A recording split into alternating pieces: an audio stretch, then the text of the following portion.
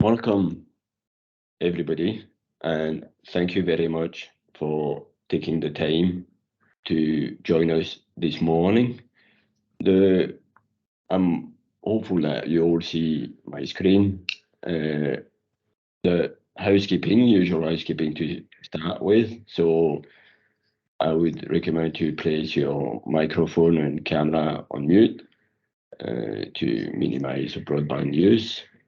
And not to worry, the session will be recorded and will be posted on our microsite, as well as all the slides you're going to see today. And today, not only you're going to hear from me, you're going to also hear from Marielle, but more importantly, you're going to hear from Marvin Mans, who is the head of sustainability at Highland Spring. And I don't think Highland Spring needs any introductions, but what is of interest and very interesting today is that Highland Spring has gone through the whole route and the whole roadmap of net zero, from defining their ambitions and their vision to sharing these and getting them verified, and not least using a unique methodology, the SBTi, the Science Based Target Initiative. And I find that very interesting, and they've got very strong ambitions, looking at all three scopes and looking at decreasing their scope by 90% by 2040. So welcome to Marvin, and I'm going to now hand over to Marvin to take you through Highland Spring learnings on their net zero. So Marvin, if you want to let me know when you want me to move on, then I'll move the slide along. Thank you very much. Perfect. Thank you, Eric, and lovely to be here this morning. So lovely to see you all. I am Morwen Mans, Mo. I'm Head of Sustainability at Highland Spring Group. I've been at Highland Spring for 8 years now this month. It's been a great journey there and thoroughly enjoying my role. So I will tell you a little bit about the company. So if we move on to the first slide. So a little bit about us.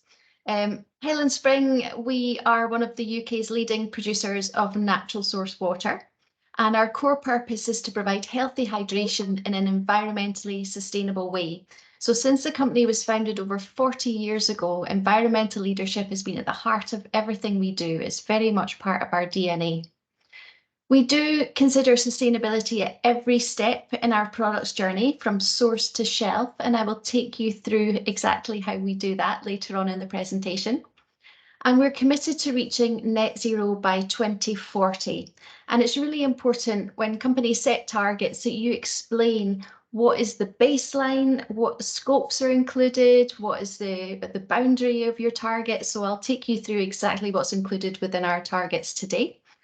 And this is the 15th consecutive year that we have been named as the leading ethical bottled water company by the Good Shopping Guide. So that demonstrates our long-term commitment to sustainability. So moving on, our sustainability strategy focuses on 3 key pillars. Eric, if you could move the slides on, please. Thank you. The first pillar is back one. The first pillar is environmental stewardship. So this is how we maintain, conserve and enhance the natural environment through sustainable practices on our catchment. The second pillar is closing the loop, and this is how we ensure that all the bottles and cans that we sell stay in a continuous loop. So we're minimizing the risk there and creating that circular economy. And our journey to net zero is the final pillar, and this is how we're addressing the risks of climate change through minimizing our carbon footprint and our impact on the planet. And our strategy is supported by ambitions out to 2040, and I will share some of these projects and initiatives with you today as well. Okay, next slide. So first of all, I just wanted to share some of the drivers for us as a business taking climate action. So I mentioned our core purpose is healthy hydration in an environmentally sustainable way. But there are a number of drivers as to why we have, over the last 18 months, 2 years, set such ambitious targets and taken the action we have. So first of all, climate change is the greatest threat that we face as a society and as a business. And reaching net zero really is the key to tackling the global climate emergency. So for businesses like us, we have physical risks from climate change. There's also risks of biodiversity loss, and there's also transition risks that go along with that as well. So we have set targets that are aligned to limiting global warming to 1.5 degrees above pre-industrial levels. And that's what climate science deems necessary to avoid the worst impacts of climate change. We've also established on our catchment is just over 2,000 acres, and we've established a biodiversity programme, which I'll chat more about later as well. But minimising our carbon footprint and our impact on the planet is very much a key driver for us. And to do that, we've gone through a process to understand what are our baseline emissions, but not just that, we're now starting to look at our products themselves as well. And I will share some of our product footprinting today too. We want to make sure that we're reducing our reliance on natural resources. And as a responsible producer, we take our role in the circular economy seriously. So we make sure that everyone knows that all our bottles and cans can be recycled and they stay in that continuous loop and they can have another life. And we're also committed to using 100% renewable energy as well. We as a business have many different stakeholders, so we've got different requirements from different stakeholders, and we need to make sure that we meet their requirements as well. We do work very hard collaborating with our supply chain partners, for example, and making sure that our customers, we're aligning our targets to them as well, so that we can make sure we're best placed to support all our stakeholders long term. And then compliance and reporting, this transition risk. So the approach that we've taken is setting credible and robust science-based targets, and we're going to be very transparent in exactly what's included, how we're getting there, our progress against our targets. But because they're science-based targets, they have been independently reviewed and assessed and verified by the Science Based Targets Initiative as well. Okay, moving on. So when we started out on this journey, we wanted to make sure that, you're okay, Eric, keep going to the next one. We wanted to make sure that any decisions that we make as a business are informed decisions. So we've got knowledge-based decisions behind us. But some of the challenges when we set out on this a couple of years ago was, first of all, what does world-class look like? What's a world-class approach to sustainability? And how are we doing versus our competitor set and our customers? So we wanted to understand and benchmark where we are. But also, we're a really small team in sustainability at Highland Spring. We're a team of 2. So we did have limited resources. Limited resources. Sorry, I think somebody's on mute.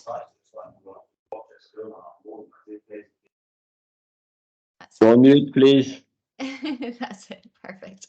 So we did have limited resource internally, and then also, understanding your emissions baseline and calculating all your different scopes takes a lot of knowledge and expertise, and you need to make sure that the data that you have available is really robust and accurate as well. So there was a lot of challenges there just to make sure that we get that really accurate baseline. So we decided that we would go externally with consultants to help us on this journey and to help us establish our baseline and to set our science-based targets. But of course, doing that also comes with a cost. So that was one of the challenges too, just the actual cost of the last couple of years to do this work. Moving forward. So we've worked with Carbon Trust and Carbon Intelligence for a number of different areas. The first area I'll share with you at the moment is Carbon Intelligence. They're now part of Accenture.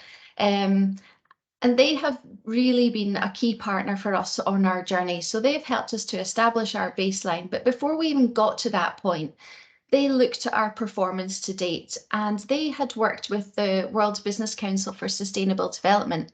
And they identified 6 key dimensions that you can see there that businesses really need to master and unlock to make sure that they're taking a world-class approach to sustainability and creating real change. So they looked at our performance to date and they assessed us under each of those pillars, which you can see there. And they also undertook a peer review just to understand and help benchmark us with our competitors and with customers. And they also identified opportunities under each of these 6 dimensions as well for us to work on over the next year to 5 years, and that will really drive the most value in the short to medium term. But what they said was that it was really clear that we had a very clear strategy. We've got strong environmental management systems in place, and there's very much a commitment to sustainability across all levels of the business. So they spoke to many different individuals across the business, right from the managing director, heads of functions. So it was great to hear that there was a real passion for sustainability, and that was coming through strong. So that gave us a really good starting point just to understand where we are and where we need to go and what the key things are that we need to focus on. So the next step, if we move on, Eric, was to establish our baseline emissions. So we decided that we would base our emissions on 2019. The reason for that is 2020, 2021 were skewed by COVID. So 2019 was going to be a realistic baseline for us to start with. The starting point for us was our Scope 1 and 2 emissions, and we did that piece of work initially with Carbon Trust, and that was part of the mandatory reporting under SECR that we need to do. And it is a bit easier just to understand your Scope 1 and 2 emissions. There's a lot of, you've got the data available within the business. So for us, Scope 1 emissions, there's all the direct emissions from sources that are owned or controlled by Highland Spring. So that's any gas or gas oil we use for heating at our sites. It's also any LPG that we use in our forklifts. And Scope 2, in its simplest form, is purchased electricity. So we had a lot of information available from invoices, so it was a bit easier for us to tackle that and start to establish the baseline for our Scope 1 and 2. Scope 3 was a bigger beast. There's a lot of work involved in that. And of course, Scope 3 is all other emissions that are as a result of activities that are not owned or controlled by Highland Spring. So you'll see at this side that there's a breakdown of the Scope 3 categories. Now, within our baseline, we've included all our sites, all our production sites, and all emissions in their entirety. So there's nothing that's been left out. This is our total carbon footprint, and that's just 109,000 tonnes, just over 109,000 tonnes. But you'll see there, Scope 3 makes up 99% of our total carbon footprint. So it's really important that we get our arms around our Scope 3 emissions. One thing that's important to note is our Scope 2 emissions are electricity. So you can report that on a location-based or a market-based approach. So location-based, you use the UK grid emissions factor based on the number of kilowatt hours that you use and convert that. But market-based approach, if a company purchases 100% renewable electricity, you could report 0 emissions. So our baseline is based on our market-based approach because we do purchase 100% renewable electricity. So just good to make that clear. But the other good thing with this exercise was it really helped us to understand the key hotspots in our business and the areas that we have to focus on. So at the right-hand side at the bottom in blue, you'll see packaging. That's almost 55% of our carbon footprint. And transport and distribution in the purple box is almost 30%. So between those two, that's 85% of our carbon footprint. So this exercise was excellent because it just let us know exactly where we need to focus our efforts to make sure that we can make the biggest amount of change in the shortest period and really reduce our emissions. So this has been an excellent process, and this is the baseline from which our targets were then set. So if we go on to the next slide. And I mentioned at the start, we also wanted to understand our product footprint as well. So we've been working with Carbon Trust, and we undertook a life cycle assessment. It's cradle to grave, LCA.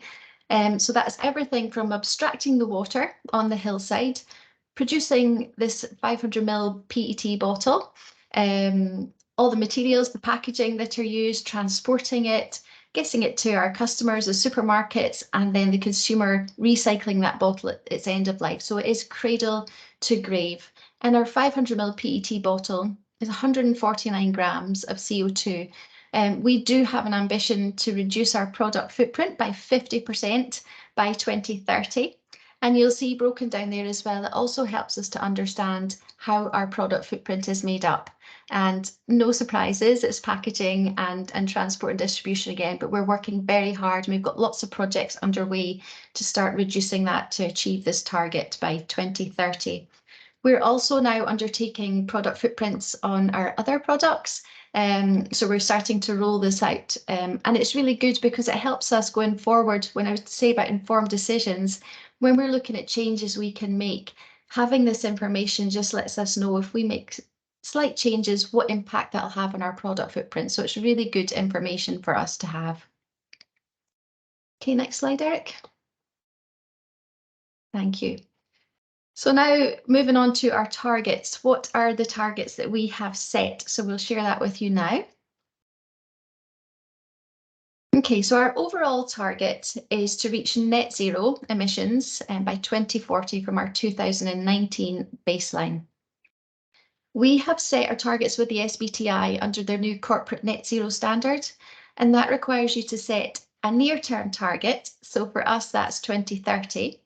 And we commit to reduce absolute emissions, scope 1 and 2, by 50% by 2030 versus that 2019 baseline, and then reduce our scope 3 emissions by 46% within the same time frame. That is in line with the 1.5 degree pathway.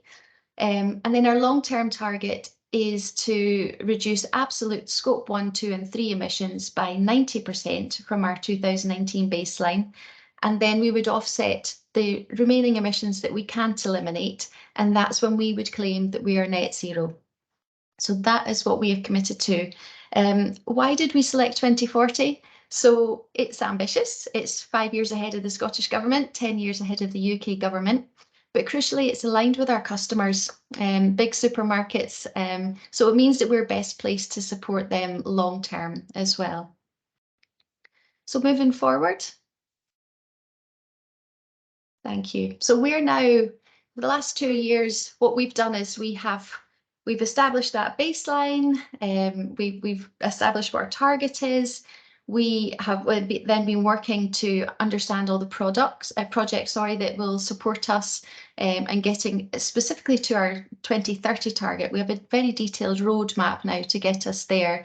And we're very much now in the delivery and implementation phase. So the projects that we've identified, we worked with Carbon Intelligence as well to develop this roadmap, and we prioritised those key hotspot areas, the packaging and the transport. And then we assessed the benefits from all the different projects and initiatives that we're going to implement. And then we had to understand some of these initiatives, are they within our control? What's the level of investment that's going to be required, so that we can start to plan that in as well and make sure that we've got the finance in place to deliver on our targets as well. But also understanding some of the barriers. So for example, transportation with HGVs, we've got a heavy product. So in the 44-ton HGV space, electric HGVs, maybe for longer distances, aren't quite there yet. Hydrogen is being looked at and developed, but is that a few years away? So it's looking at what are the barriers potentially now, but then also what are the interim solutions that can support us now, or alternative solutions that can help us on our journey. So that's been a good piece of work and very insightful as well. And then we've developed this roadmap now, and we've got a detailed roadmap to 2030. And we understand when the projects will be delivered. It is a roadmap. Things might change, things will come along and knock you off course, but it's important just to know that how do we get back on track? What's the impact, and how do we recover that? We've got owners in place for all the different projects and initiatives. And then we do have a slight gap to target. So it is just looking at the options to close that gap as well, and those interim solutions that I'd mentioned earlier. And then the governance piece is really important. So making sure everyone within the business knows their roles and responsibilities. We've got the really strong environmental management system in place. We've got sustainability champions throughout the business, and we are reporting and monitoring key KPIs as well, which is really important just to monitor progress against our targets. The supplier engagement is very important, especially with the Scope 3 emissions, as you saw, such a big part of our total carbon footprint. So we're doing a lot of engagement with our suppliers. We're working very closely with them. We did a survey to understand where they are on their journey. Have they established net zero targets? Is there any projects that they're working on that we could collaborate on? Any opportunities? So that's been good to understand as well. And later this year, we were planning to hold a supplier conference where we just talk about our targets and some of the challenges and projects and initiatives to support our targets as well, and really get that engagement going, that collaboration going. So next slide.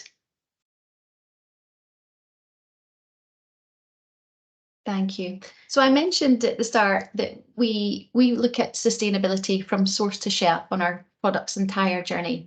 So I'll just share exactly how we do that. So environmental stewardship is the first one. So this is starting with our land and our water source. So our land, our water comes from the beautiful Ochil Hills. It's protected, organically accredited land. So we were the first water company to have its land accredited by the Soil Association as organic in 2001. And that's a certification that we hold today. So there's no farming, no agricultural, domestic, industrial activity on our land at all. And it makes sure that our land is absolutely free from any type of pollution. And then protecting our source. So water is one of the planet's most valuable resources, and we want to make sure that we protect that for generations to come. So the rain that falls is naturally filtered through rock over many years before being bottled in its purest natural source condition. And we abstract no more than 3% of the rain that falls on the Ochil Hills. So that's making sure that we're protecting that sustainability and protecting the water for generations to come.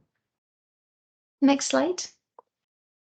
So I mentioned biodiversity as well, and climate change and biodiversity are inextricably linked. We do have a big catchment area. So to support healthy ecosystems, we have been working with Forth River Trusts. We've got a partnership with them.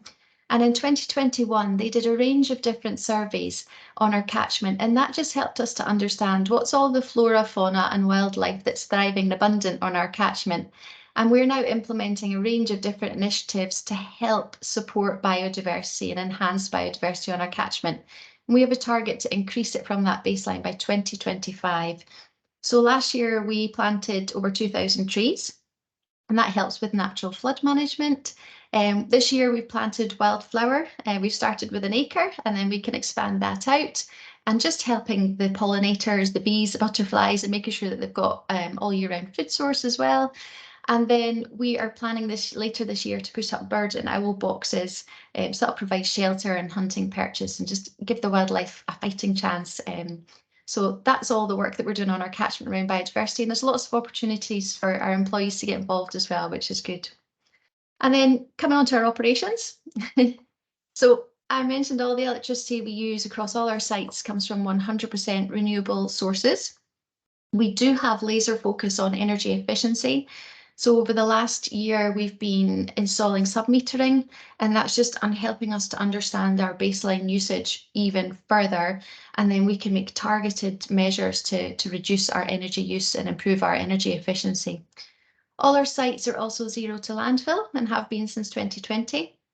And we do have, last year we got planning consent for a 7 megawatt solar farm at our main head office site in Blackford.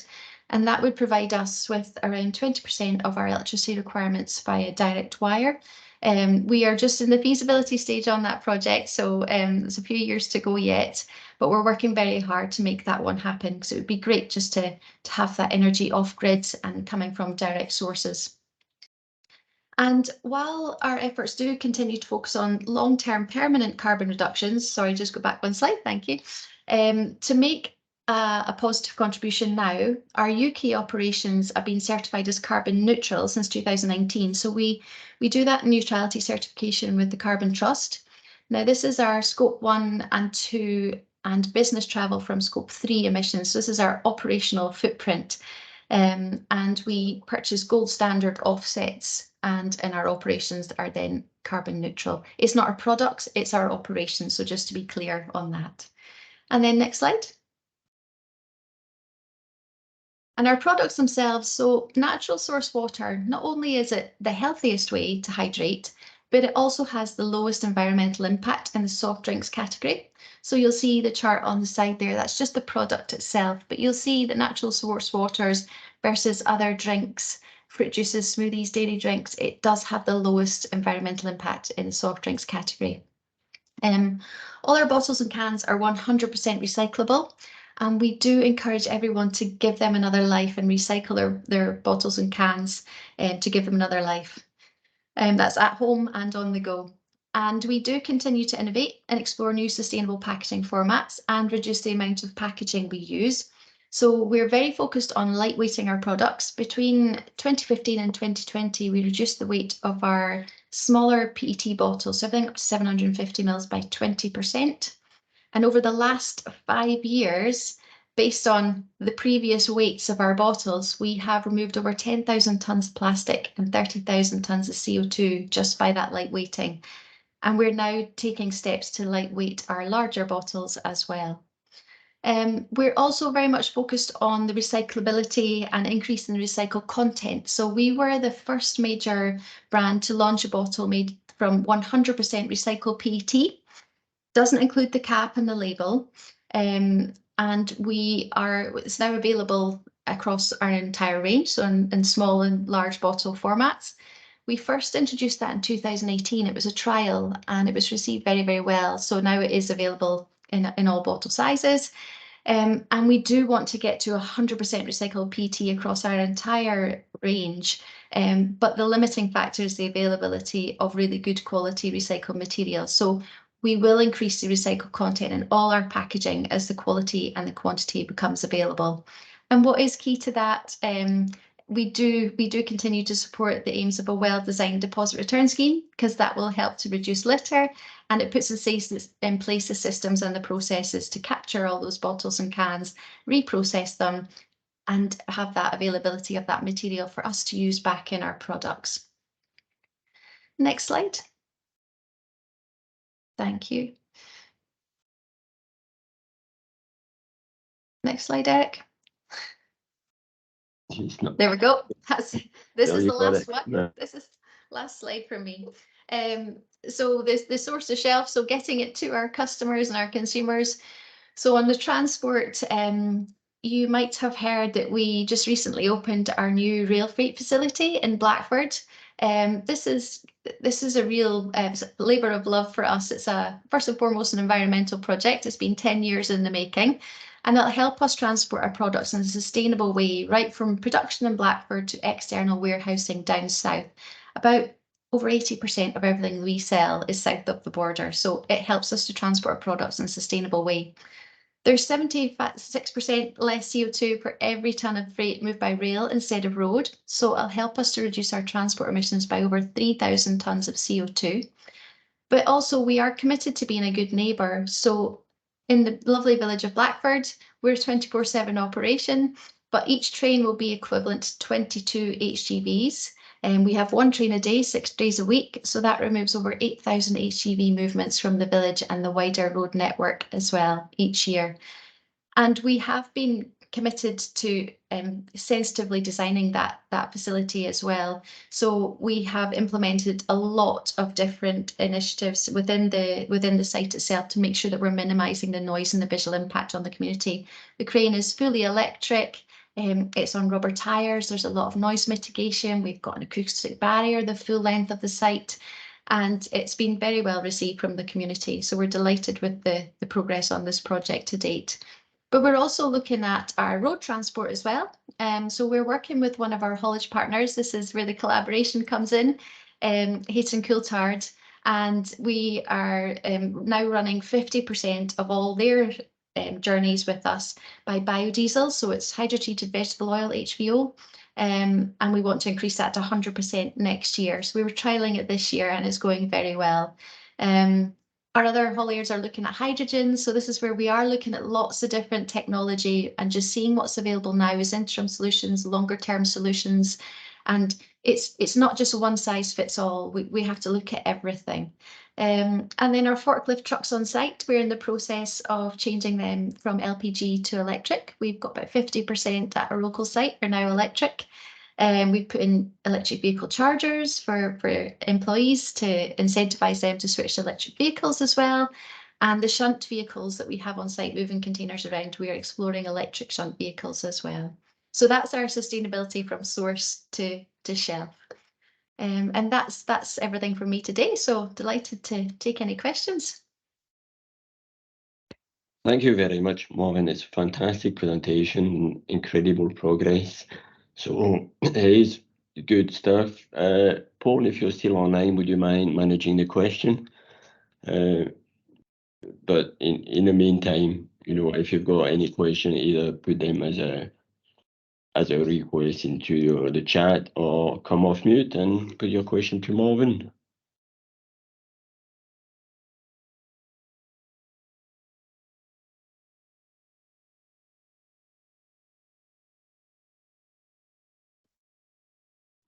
I'll start then. It's Andrew Cornell from Alstom. Question for Morwen, especially looking at the rail facility that you had built there, obviously working in the rail industry. How easy was that to get built in terms of liaising with the likes of Network Rail, rail freight providers, that sort of things? Because I know from experience these things can be quite difficult to sort out. So we actually have a really good experience and relationship with Network Rail. So they have a policy at the moment, they're open for business, and we could say with absolute confidence that they very much are.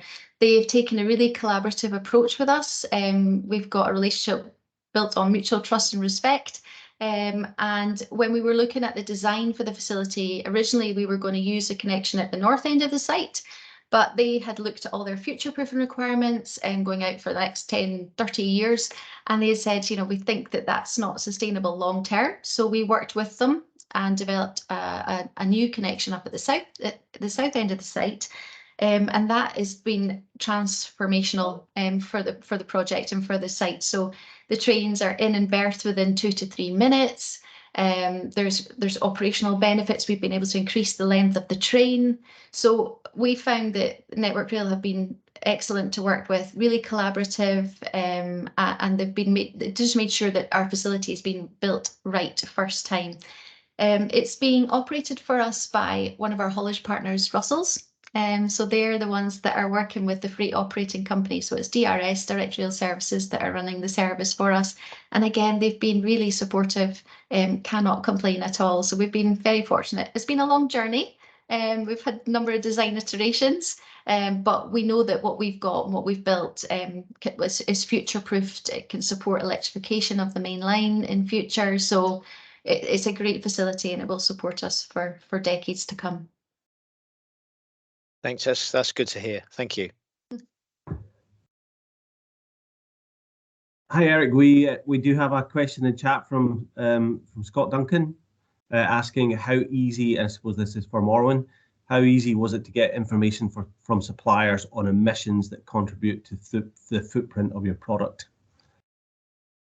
So we were quite fortunate in terms of the data that we actually held. So 88% of our total carbon footprint has been on an activity based, so using actual quantities and using the DEFRA emissions factors.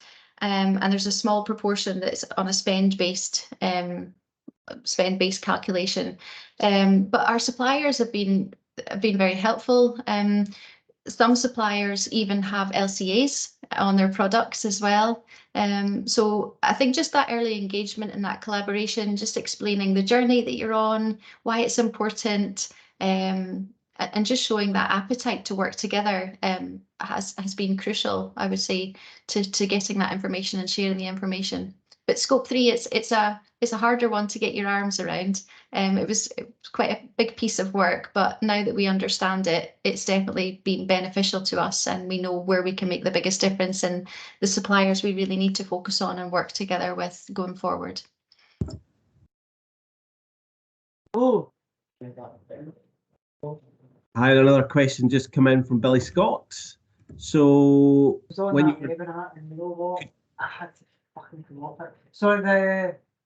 sorry, whoever's not on mute, could you stick yourself on? And somebody else mute, please. So question from Billy Scott, when you were developing your roadmap, did you encounter any skills issues? Did you have to set up training or upskilling interventions for the workforce? So that's why we made a decision to use external consultants, because in-house we didn't have the knowledge and the skills at the time to actually calculate our footprint and to develop that roadmap ourselves. So we did pull on all the expertise within the business when we were looking at the projects and initiatives that would support, but Carbon Intelligence were very much key to helping us develop that roadmap and understand the benefits that those different projects would make on our journey and the emissions that they would remove. And they also had a team of specialists as well that gave advice on, you know, energy efficiency, on packaging. So they gave us areas to look at as well. So it was a great partnership working with them in terms of help and support on that journey. Great stuff. And there's one other one from Craig Young. So Craig, we'll, with a bit of a suggestion of something that might be of interest to you. I think that one's quite specific, so we'll make sure that Morwen gets to see that, Craig, and we can follow up after the webinar. And that's it for questions, Eric, that I can see in chat. Well, thanks very much, and thank you again, Morwen, for a very good presentation, a very interesting and very, I would say, relevant to what we're trying to do, and I'll come to that during what we're going to be looking at. So today we're going to be looking at the challenges of net zero, and the agenda, the itinerary today, we're going to look at the three things we always look at, which is desirability, viability, and feasibility. In terms of desirability, is what the challenges are, what those people want. Well, we've asked AI or artificial intelligence to tell us what those should be, because AI seems to be the flavor of the moment. And we look at, is AI a boon or a curse, and what are those top 5 challenges? Then we looked at feasibility, because we'll split those 5 challenges, and 3 of them, which is the research change, the regulation, the awareness, the skills, all those things you've just heard, is about feasibility. And we'll look at what we are doing, what is Scottish Engineering doing to help organizations, businesses, skills providers to address those challenges. And there is another 2 challenges which will be related to viability, and that's energy. And again, that's something that was talked about by Morwen, and that's the idea about the solar. But we'll look at another area, which is the Smart Manufacturing Data Hub, and I've got my colleague to present that with us today. And the other one about viability, as always, is finances, and what are the financial constraints. So that's what we're going to be looking at today to try to raise those challenges. So starting with artificial intelligence, is it a boon or is it a curse? And then it's a boon in the sense that you can manage the prompt. So the way you ask the questions can be managed, and there is a lot of articles out there, there's a lot of things you can read about how you manage those prompts, there is a lot of tools, so that's a good thing. You can address the question the way you want it to get the kind of answer you're looking for. You get a good information summary, so that's a mother of all brainstorming session, because what you do is you get access to millions and millions of informations. It's fast, so you get an answer very quickly, and you get the answer in a chat format. So it means it's almost layman terms, so it's not too complicated. It's a nice way to communicate. But as well as being boon, it's a curse. And it's a curse because what people have seen is confidential information gets shared when people are prompting for queries. And once it's shared, it becomes public domain. So it's not your information anymore. And then there is a big question about who owns the answer. So is that the person that asked a question, or is that the AI? So there is an issue about your question mark over intellectual property ownership. And then you need to look at the accuracy, the reliability, and the completeness of it, in the sense that it doesn't know what it says, it just says it. And what you need to do, you still need to check what it comes out with, because it's not always accurate. And an example in one of the project I was working on, they came up with specification of 140 millimeter. It was actually 140 degrees C. So if you don't know that, then you would have an issue. So it isn't complete. And in terms, or it's not accurate, sorry. And in terms of completeness, then if you think about ChatGPT, stops at 2021. So it doesn't look at any information from 2022 or anything has been created in 2023 so far. So you've got both sides of things, and we've looked at two of the main AI you've heard about, ChatGPT and Google Bard. And what we've done, we've asked, what are the top 5 challenges? The top 5 challenges for SMEs to achieve emission reduction, and they could be summarized in 5. One is about change, the other regulations, energy, skills, and finance. And if we ask about, ChatGPT, then is change, obviously the resistance to change, which we know of, or the lack of incentive to change. And if you look at regulation, that's the lack of support and the challenges it creates. And you've got access to clean energy can be a challenge. And again, you've heard about that with the concept of solar panels at Highland Spring. The skills, another topic that was raised and talked about today, which is not only having access to the skills, but also having knowledge, having expertise, being aware. And last but not least, as always, is finance, access to finances. So those are the 5 challenges identified by SME in trying to achieve emission reduction. But then we also ask, what are the top 5 challenges for Scottish Engineering members to reach net zero by 2045? And unsurprisingly, it came up with the same challenges, broadly speaking, but in terms of change, you're looking at supply chain emission, and that's your supplier. That's what we just talked about, the scope 3, upstream especially, and that's your supply chain emission, but also looking at change in the consumer behavior, and the consumer is driving the customer. So even if you are a B2B business, and that business is a B2C, then you'll still be facing changing by the consumer, because the consumer is driving the customer, and the customer is driving the supplier. So that's the resistance to change. And then you've got regulations, and regulation is about uncertainty, ambiguity. The governments are reluctant to hang their hat on one specific regulation, so that gives a gray area. Energy efficiency, and we'll talk about that with my colleague.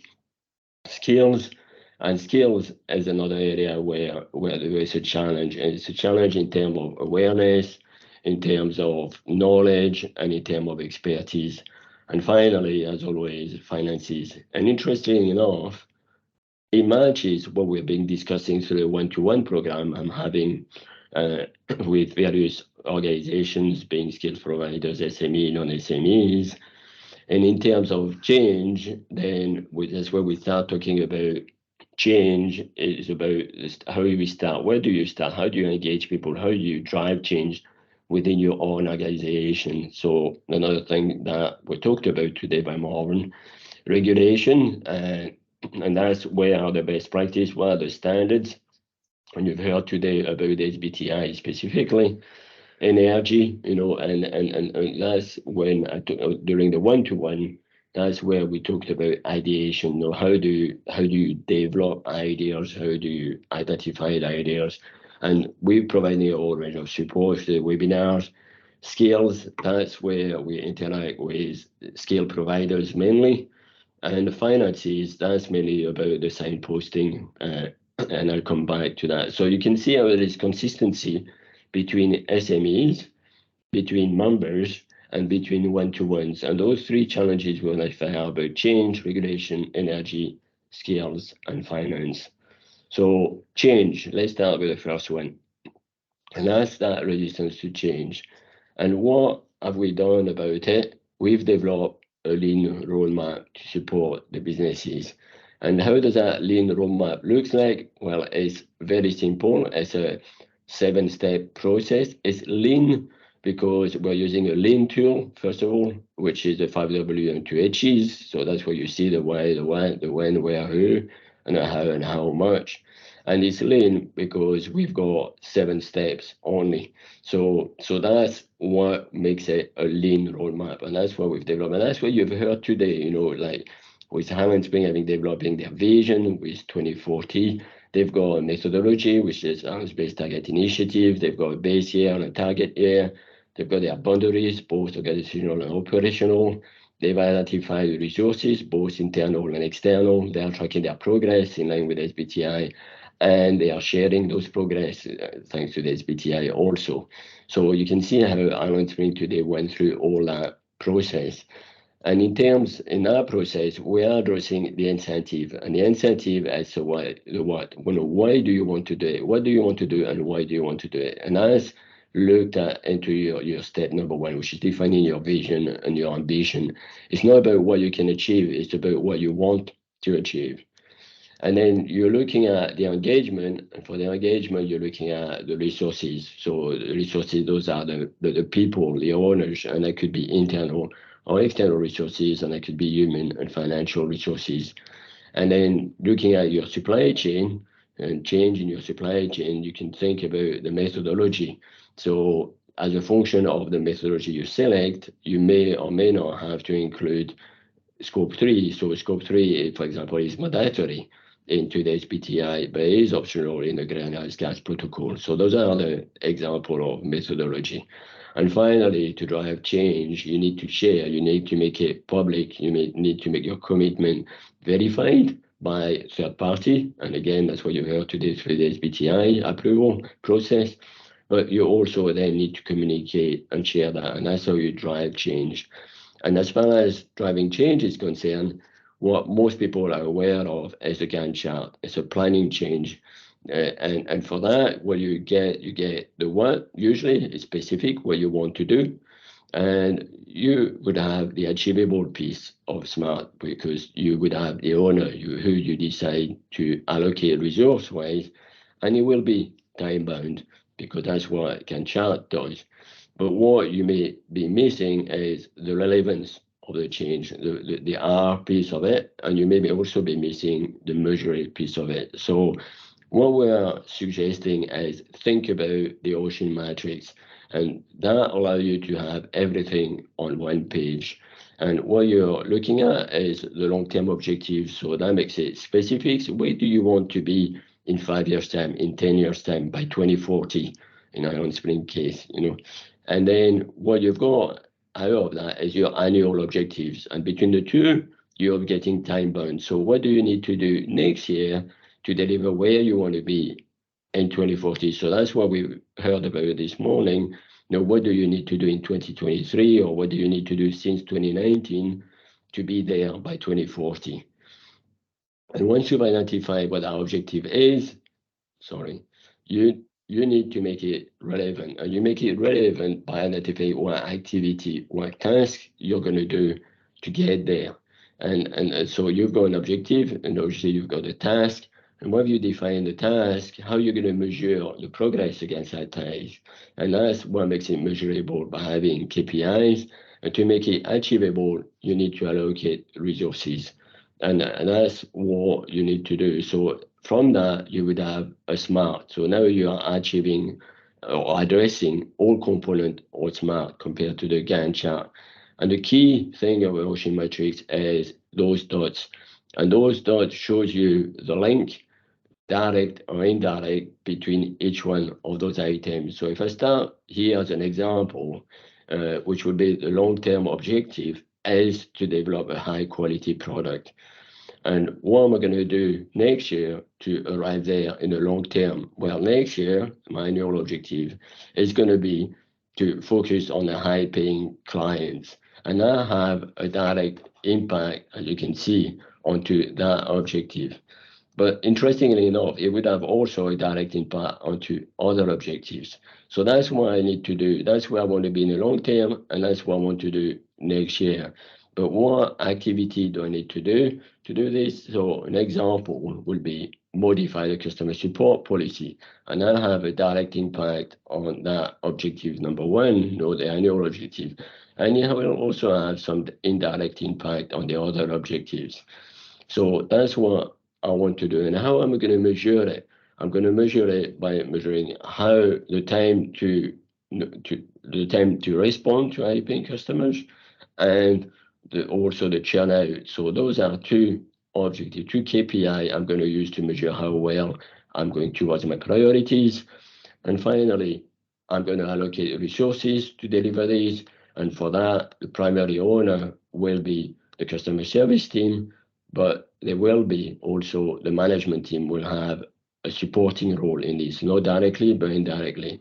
And now you can see the relevance of change. So someone is asked to do something, they are told how they're going to be measured, what they need to do, and why do they need to do it. That's the relevance of it. Because if you do this, you arrive there in 5 to 10 years' time. So that's what we've heard about. What do you need to do in 2023 to arrive there in 2040? Who owns it, and how are they going to be measured? So that's what we're going to be looking at. That's what we are suggesting. So that's change. Regulation. So what did we do about regulation? And the regulation is about policy, it's about standards, it's about methodology, best practice. And we've developed an agile roadmap. So one of the drivers is at the start of these projects, we were asking people that attended those webinars, what is your most likely next step? And what we found out is that the big one, 55%, says that it's an approved roadmap. And that's what you've heard about today again. The SBTi is an approved roadmap. The 1.5 degrees is an approved process. So based on that, we've developed an agile roadmap. And why is our roadmap agile? Well, the first 3 steps, which is about defining your vision, your mission, what you want to do and why you want to do it. It's about defining your base year and your target year, and it's about defining your boundaries, organizational and operational. And that's true regardless of the methodology. So you can start that journey, address those 3 steps, and the work you do will be worthwhile regardless of the methodology you're going to use. So it doesn't matter if it's SBTi, if it's Greenhouse Gas Protocol, if it's ISO, if it's PAS, they all need these to be done. So that's why it makes it agile, because you don't have to choose from day one. But what you need to be aware of is when you then choose your methodology, that's where the standards start to diverge. And at that point, you need to decide how you're going to address those. But to help you doing that, we've got a webinar, and that's what we've developed that webinar about understanding the net zero standard. And that allows you to look at the methodology, and you've got 2 potential use here. First of all, is a webinar that gives you an overview of the standards. But if you go on the microsite, you also find an Excel sheet, and that sheet has got a tab for each standard. So with a webinar, you can look at that. Looks like the standard I would like to apply. With Excel sheet, it gives you more details to confirm if it is indeed the webinar you want. No, sorry, the standard you want to use. And if it proves to be the case, then after that you've got to procure it. And in some cases, you've got to buy it, and so it's free of charge. So that's what you need to look at. But the takeaway from the regulation is, and that's what you've heard about it today, is the customer. And you need to look at the context, in around your business, So first of all, you need to be aware that it will be coming. So I think Marvin mentioned it, for a large entity, it's already there. You need to already report, but you have taxonomy, you will have reporting that's going to come. So if the government doesn't succeed in achieving their ambition with a carrot of funding, they'll use a stick of taxonomy and a stick of reporting. And then you need to look at your customers' expectations. And that's what we talked about and we hear about. You want really your customer to be speaking, or you want somebody to be speaking the same language than your customer. So that's when they come to you and they ask you to deliver something. And that's what you heard again today, is about how do you align with your customer and you speak the same language, so you avoid customers' education. And the other thing you want to avoid is greenwashing. So you've heard a lot about that. So greenwashing should be part of your strategy, and that's what we've seen here, minimized to the 10% allowed by the SBTi. But what you don't want to do is greenwashing being a license to pollute. So that's what it cannot be. You still need to reduce it. So that's what you've got to look at. And then another challenge is energy. And the challenge here is energy efficiency, getting access to clean energy. And for that, we've got the Smart Manufacturing Data Hub. That's what we got in, and that's what we put in place.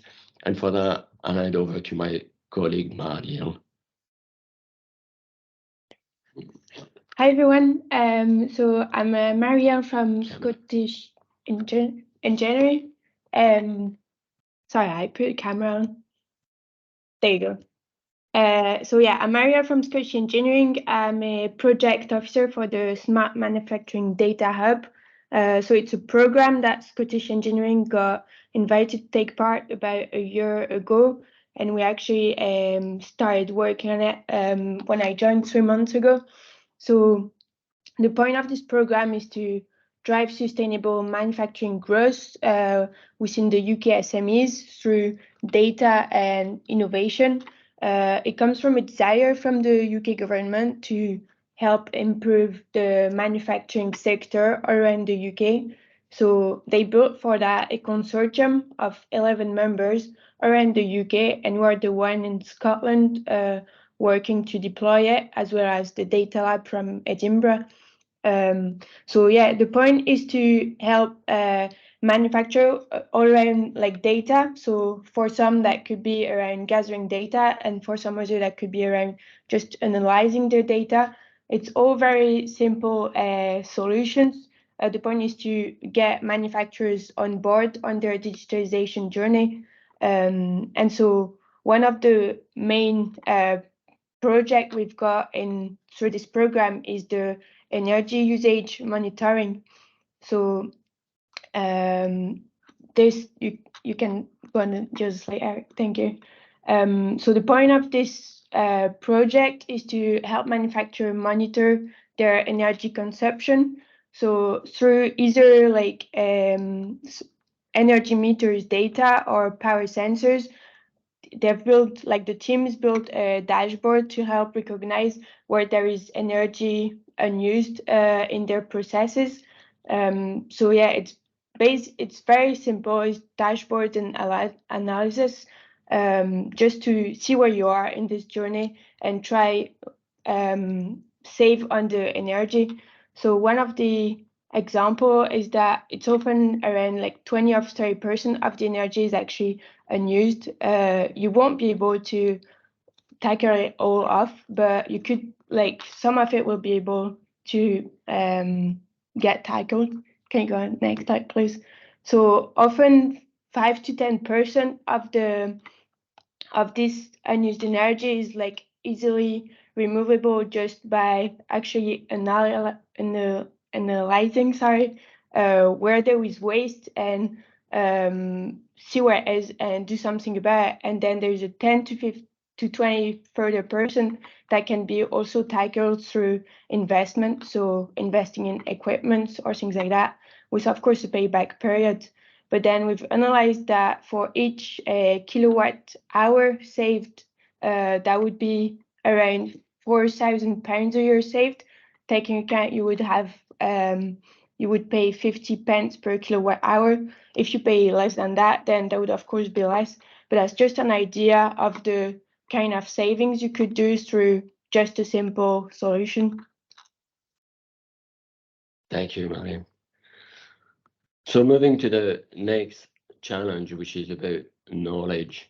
And here is about awareness, knowledge, expertise, skills. We talked about that through Morgan presentations. And what we've done about it is developing that program, a program of webinars and a program of one-to-ones. And if you look at the people, knowledge acquisition, it isn't anymore the 70-20-10 model of the OSF on the job, social and formal. on the job rate today is about 55%. So it's not really the whole 70%, but that's happened when you learn and you're on the job. The social is a bit more than 20%, now it's more 25%.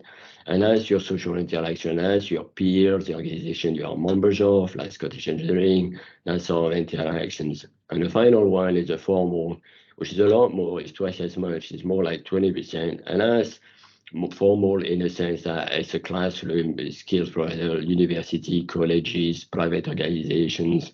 So that's what is happening. So in terms of awareness, the on the job, then we've developed webinars which you can get access to when you're on the job. It's on your microsite, and we're delivering a one-to-one program. So to date, we've had about 240 of those with a whole range of organizations, supporting organizations, skills providers, colleges and universities. Mainly, it's non-SMEs, but the bulk of it is SMEs. The bulk of the work we do is with SME because 66% of those interactions and engagements have been with SMEs, but not only members. And that's what you can see in that pie chart on the left-hand side. It's just about 3/4 of those engagements are with members, but a quarter is with non-members. And on the right side, it's not really about each region, it's just showing you the palette of colors. So we are pan-Scotland, we're not only for the Central Belt. And you can see how we've been interacting with organizations all around Scotland and even further afield because we've been interacting with organizations in England. So that's the awareness part of it on the job. On the social part of it, again, I'll hand over back to Marielle to show you what the community can do. Hi everyone. So through the program I was talking about just earlier, we've also built a community, which is just an online platform for companies to go on and access all sorts of expertise, guidance, a network as well with either other companies or with solutions providers. It's basically to put out there the skills they maybe need, the knowledge they maybe don't have, and make them aware of what's going on around them. There is also a learning platform meant to launch through the program in the next few weeks. And same thing again is to help them upskill their staff around data knowledge. So it can go from very basic knowledge to more in-depth according to what they already have in their companies and what's the extent of their data team. And the final one is about expertise, and that's a formal piece. And for us, it's a work in progress, but we're looking at developing courses, developing training around that area based on the 7 steps. And you can see here we're looking at 8 sessions, but that's a work in progress. But we would hope to be able to provide to people that wants to get a greater level of understanding, a greater level of expertise in the area of net zero, going through the lean process, going design thinking, lean thinking, all that sort of thing, and developing something fairly simple like a 7 step. So you can see now how you've got the O on the job, which is one-to-ones and webinars. You've got the social things, like you can look at the community, the engineering, the manufacturing, the smart data community, and you've got the F, which is coming soon, which is about the formal training. The next challenge is about finance, and it's always a challenge, and it's especially a challenge for SMEs, and it's where do you get those financial resources? Where do you get support in delivering net zero financially? And here, that's where we can use our network. And that's where you find out that Scottish Engineering is in a unique position in that community. The Engineering and Manufacturing Committee, we are talking to SMEs. We've got members which are SME. We are talking to non-SMEs, and some members are non-SMEs. We are talking to skills provider, being professional organizations, universities, colleges. We are also have link with governments, and we know where to signpost you to relevant funding. And you would have seen that, for example, through the various newsletter we're issuing. So in terms of financial support, you've got external opportunities, and usually findbusinesssupport.gov.sc is the first website I would recommend you go and have a look at. And I looked at it yesterday, and you've got support options, and a lot of them. You've got 538 support options in Scotland at the moment for Scottish businesses. If you focus on net zero specifically, that drops to 150. And then if you focus on funding for net zero in Scotland, that drops to 62. So it's a bit less cumbersome. You don't need to go to 538. It's what you're interested to, is funding for net zero. And then you can look at the various chapters. So those are based on the chapters developed by the Scottish Government Roadmap.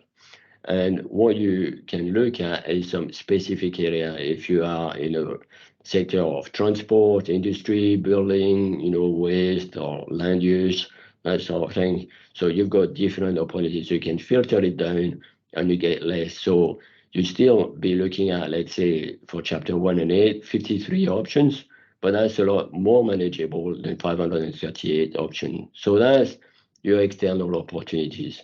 Another external opportunity I would like to talk about is the one provided by Smart Manufacturing Data Hub.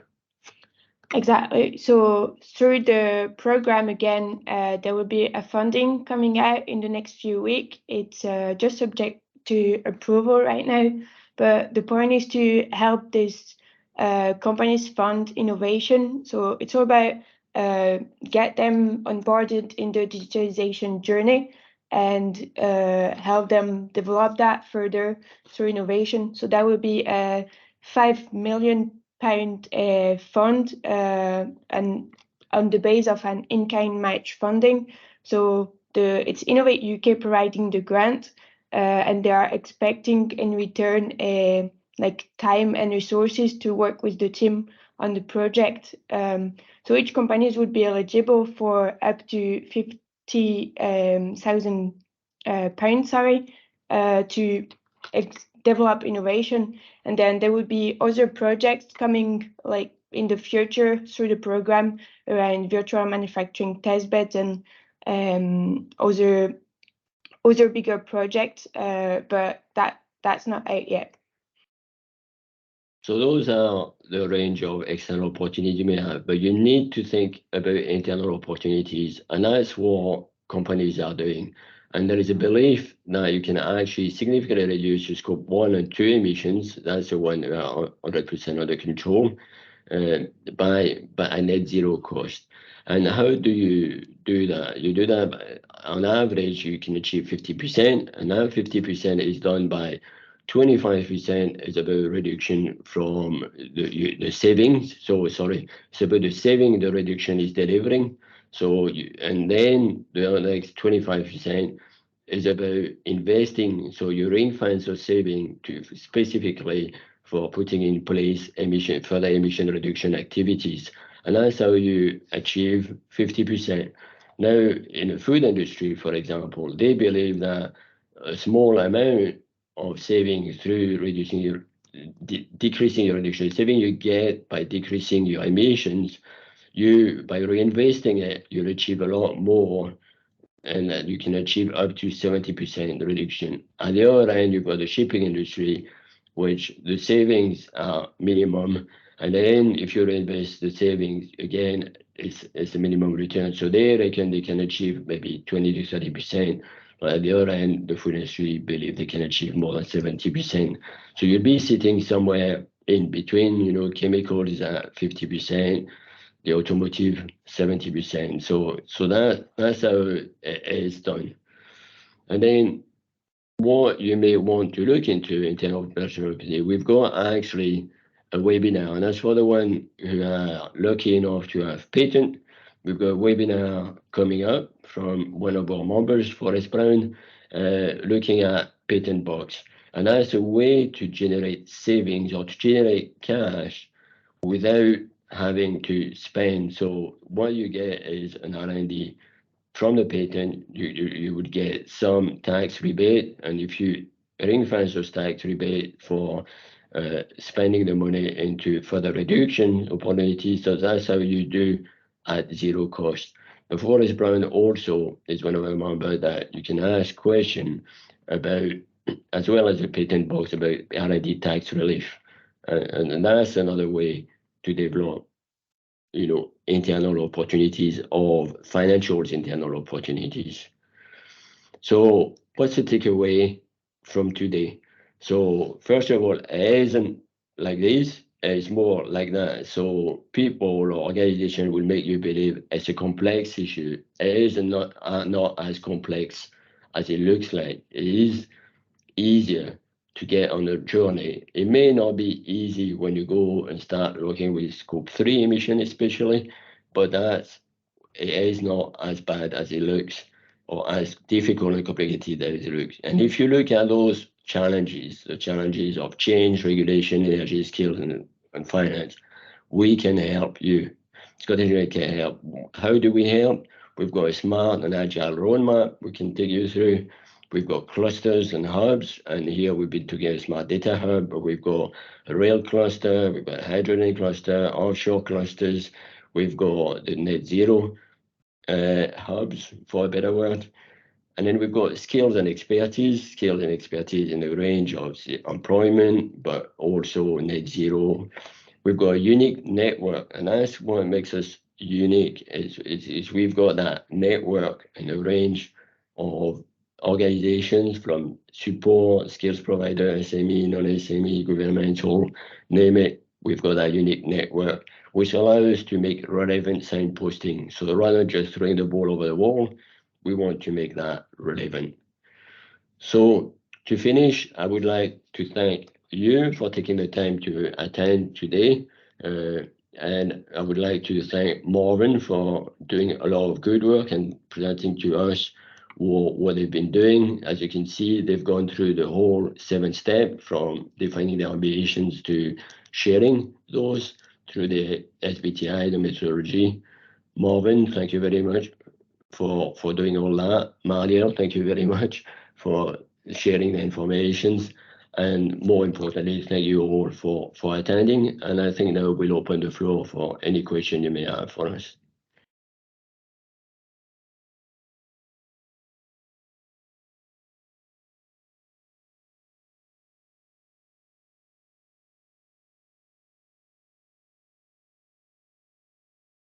In that case, information overload. Does anyone have any questions for Eric or Marielle?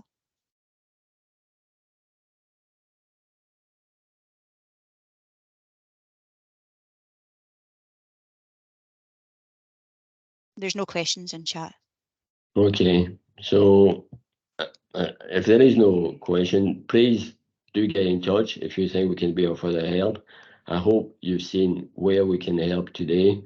And again, great thanks to Marvin for taking the time to put together a very interesting presentation and show us how it's done. I hope you've learned from that. And if there is no further questions, then I would suggest we just stop there and you get 15 minutes back.